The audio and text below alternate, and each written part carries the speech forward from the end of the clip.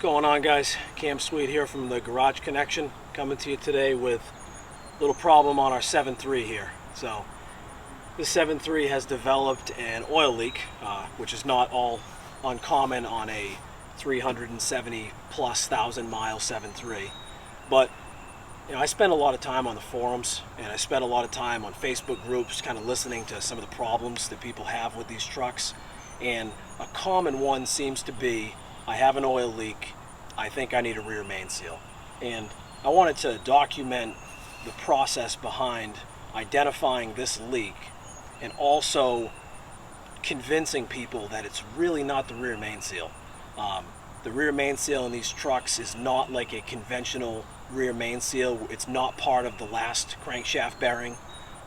It's more of like an entire housing that goes over the back of the crank, and it really doesn't go bad. I mean, to the point of, I would say of all the 7.3s I've seen, one actually had a bad rear main seal, and it was because the new one was replaced incorrectly. So I'm going to go through the process of identifying what's leaking and where it's leaking from on this. This is my 2000 F250 7.3 with 373,000 miles on it. So stay tuned, we're going to go through the process. Alright, so this is going to be the common place that you're going to see a leak. It's either going to be out of this weep hole in this inspection cover, or it's going to be right out of the back of the inspection cover. You can just see a little drip right there forming.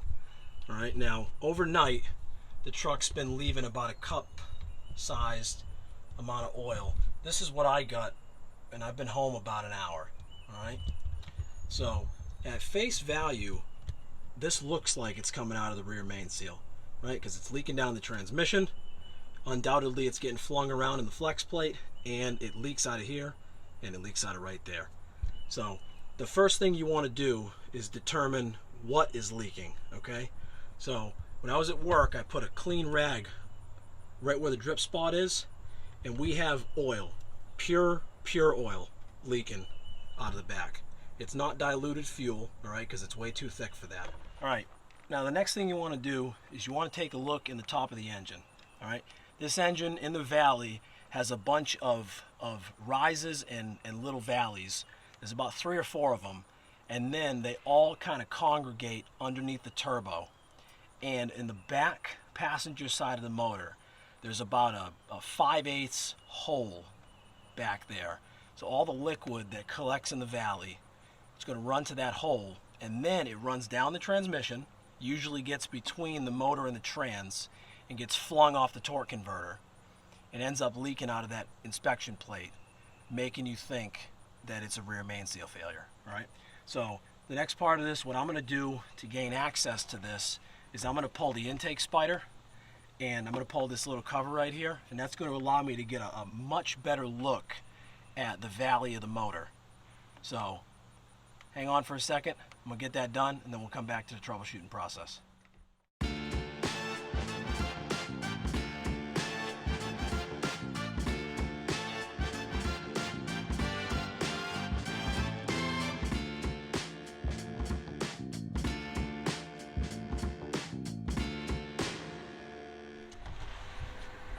Alright, I'll tell you, it always makes me chuckle to look in the valley of some of these older engines, the things you find. So obviously we got some wetness down there in the valley, but we also found what appears to be a very old drill bit sitting there in the valley. So somebody's looking for that somewhere.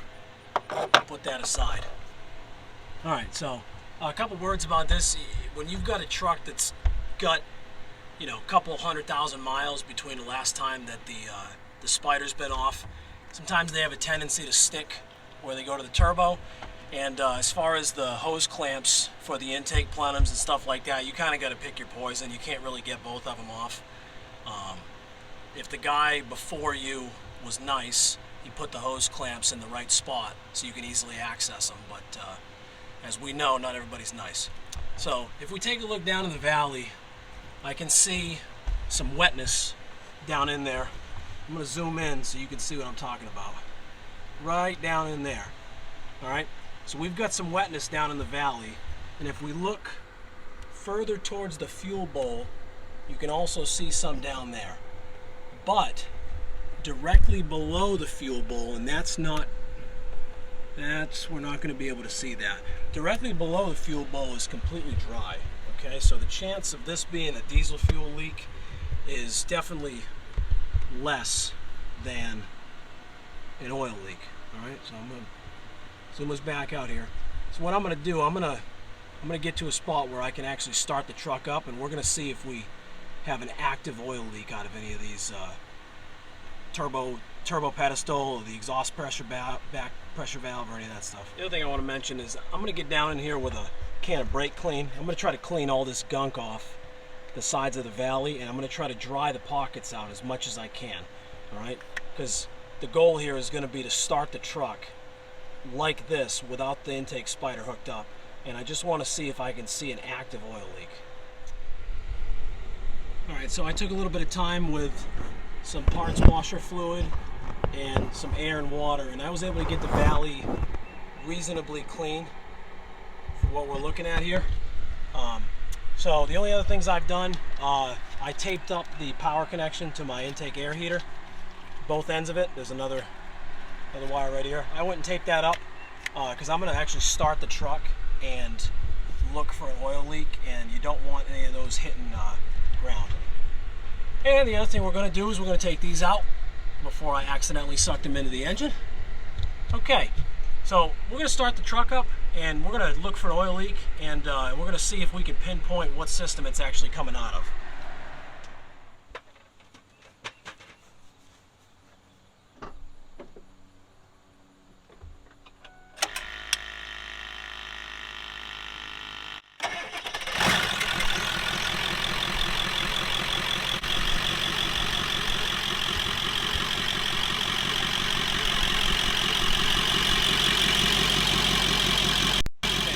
What we found so far. I cleaned the valley out really good, left the truck running for about a half hour. I got my inspection camera out.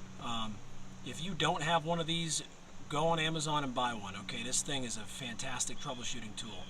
So what we found, what we're looking at right here, the aluminum part is the base of the turbo pedestal where it mounts to the block, and I noticed a slight weeping of oil around right at the corner, draining down into the valley. So what I've done, I've sprayed it with brake clean, I've cleaned it off, and we're going to start the truck back up again now that we know it's fresh and clean, and we're going to see if we can find that oil seepage starts again and ends up in the valley up underneath the turbo. So the sun's starting to go down here, but I wanted to show you what we found. So as you can see here, we've got a pretty good oil leak coming out of the base of the turbocharger.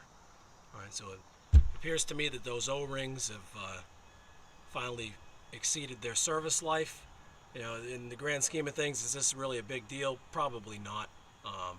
And I plan to take this opportunity to gather some more parts up and maybe do bellowed up pipes and maybe a center section on the turbo. But I just wanted to go through and again show you the process of how you can find a leak on a 7.3 that potentially you may be thinking is your rear main seal, and in reality is just a few dollars worth of O-rings and a little bit of your time.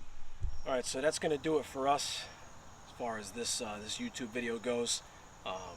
I took the opportunity to clean up some of my parts that I took off, the boots for the turbo and the intake spider in my parts washer. You know, at the end of the day, it's your money, you do what you want with it, but the amount of work that goes into doing a rear main seal on one of these trucks is astounding. I mean, you got to pull the transmission out. So, you know, I would venture to guess that there's been quite a few 7.3 rear main seals been changed when that wasn't the issue. And that's a very expensive way to find out that you still have a leak. So, so for now, I'm going to put this thing back together probably tomorrow at this point. And for the garage connection, that's going to do it for today. Stay on those projects.